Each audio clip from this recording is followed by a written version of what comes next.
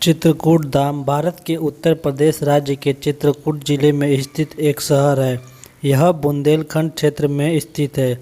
यहाँ की संस्कृति ऐतिहासिक, धार्मिक और पुरातात्विक महत्व रखता है। चित्रकूट भगवान राम की कर्म भूमि है। दोस्तों, आप लोगों का मेरे चैनल में एक बार फिर से स्वागत है। वीडियो में आगे बढ़ने से पहले अगर आप लोग हमारे चैनल पर पहली बार आए हैं तो हमारे चैनल BTech 54 को सब्सक्राइब कीजिए, साथ ही बेल आइकन को दबाइए ताकि मेरी आने वाली हर वीडियो का नोटिफिकेशन आप तक आसानी से पहुंच जाए। तो चलिए दोस्तों, वीडियो में हम आगे बढ़ते हैं। बताया जाता है कि भगवान राम ने वनवास के 11 वर्ष चित्रकूट में बिताए थे। चित्रकूट मंदिरों का शहर और धार्मिक स्थल है। यहाँ पड़ोस में स्थित मध्य प्रदेश के सतना जिले के चित्रकूट नगर से जुड़ा हुआ है। चित्रकूट को चित्रकूट धाम के नाम से भी जाना जाता है। चित्रकूट मंदाकिनी नदी के किनारे पर बसा भारत के सबसे प्राचीन तीर्थ स्थलों में से एक माना जाता है। यह उत्तर प्रदेश और मध्य प्रदेश में 38.2 वर्ग किलोमीटर के क्षेत्र में फैला शांत और सुंदर चित्रकूट प्रकृति और ईश्वर की अनुपम देन है। चारों ओर से विंध्याचल पर्वत श्रृंखलाओं और वनों से घिरे चित्रकूट को अनेक आश्चर्यों की पहाड़ी भी कहा जाता है। मंदाकिनी नदी के किनारे बने बहुत सारे घाट, विशेषकर राम घाट और कामतानाथ घाट मंदिर, पूरे साल श्रद्धालुओं का आना जाना यहाँ पर लगा रहता है। अमावस्या के दिन यहाँ पर विशेष महत्व माना जाता है। माना जाता है कि भगवान राम ने सीता और लक्ष्मण के साथ अपने वनवास के 14 वर्षों में से 11 वर्ष चित्रकूट में ही बिताए थे। इसी स्थान पर ऋषि अत्रि और सती अनुसुईया ने ध्यान लगाया था। ब्रह्मा, विष्णु और महेश ने चित्रकूट में ही सती अनुसुईया के घर जन्म लिया था। यहाँ इसी जिले में सटा हुआ एक स्थान राजापुर है, जो तुलसीदास जी का जन्म स्थान माना जाता है। यहीं रामचरितमानस की मूल प्रति भी रखी हुई है। यहाँ पर कादमगिरी है। इस पवित्र पर्वत का काफ़ी धार्मिक महत्व है। श्रद्धालु कादमगिरी पर्वत की 5 किलोमीटर की परिक्रमा कर अपनी मनोकामनाएं पूर्ण होने की कामना करते हैं। जंगल से घिरे इस पर्वत के तल पर बहुत सारे मंदिर बने हुए हैं। चित्रकूट में लोकप्रिय कामतानाथ और भरत मिलाप मंदिर भी यहीं पर स्थित है। यहाँ का राम घाट वह घाट है जहाँ प्रभु राम नित्य स्नान किया करते थे। इसी घाट पर राम भरत मिलाप मंदिर भी है और इसी घाट पर गोस्वामी तुलसीदास की प्रतिमा भी है। मंदाकिनी नदी के तट पर बने राम घाट में अनेक धार्मिक क्रियाकलाप चलते रहते हैं। घाट में गेरुआ वस्त्र धारण किए हुए साधु संतों को भजन और कीर्तन करते हुए बहुत अच्छा महसूस होता है। शाम को होने वाला यहाँ की आरती मन को काफ़ी सुकून पहुँचाती है। यहाँ पर जानकी कुंड है। रामघाट से 2 किलोमीटर की दूरी पर मंदाकिनी नदी के किनारे जानकी कुंड स्थित है। जनक पुत्री होने के कारण सीता को जानकी कहा जाता था। माना जाता है कि जानकी यहाँ स्नान करती थी। जानकी कुंड के समीप ही राम जानकी रघुवीर मंदिर और संकट मोचन मंदिर है। उसके आगे सफलित शिला है। जानकी कुंड से कुछ दूरी पर मंदाकिनी नदी के किनारे यह स्थित शिला है। माना जाता है कि इस शिला पर सीता के पैरों के निशान मुद्रित है और कहा जाता है कि जब वह इस शिला पर खड़ी थी तो जयंत ने काक रूप धारण करके उन्हें चोंच मारी थी। इस शिला पर राम और सीता बैठकर चित्रकूट की सुंदरता को निहारते थे। यहाँ पर सती अनुसुईया का आश्रम है। स्फटिक शिला से लगभग 4 किलोमीटर की दूरी पर घने वनों से घिरा यह एकांत आश्रम स्थित है। इस आश्रम में अत्रि मुनि, अनुसुईया, दत्तात्रेय और दुर्वासा मुनि की प्रतिमा भी स्थापित की गई है।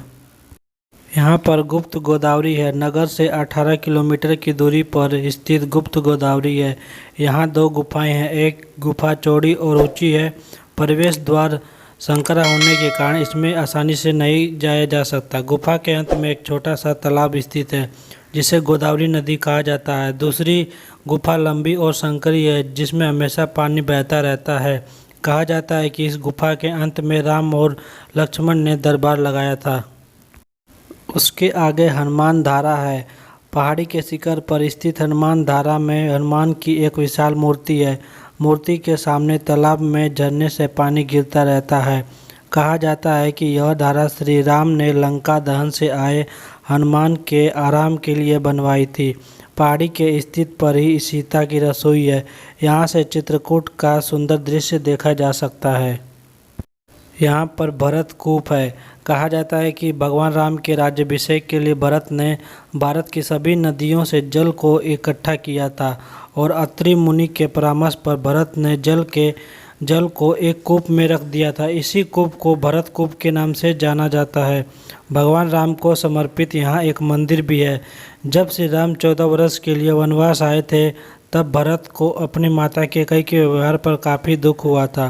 वे अयोध्या वासियों को साथ लेकर श्री राम को मनाने चित्रकूट आए थे।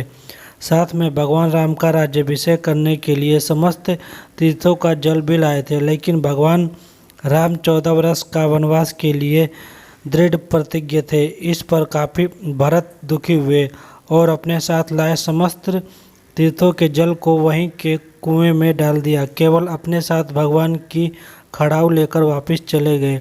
तभी से इस स्थल का नाम भरत कूप पड़ गया।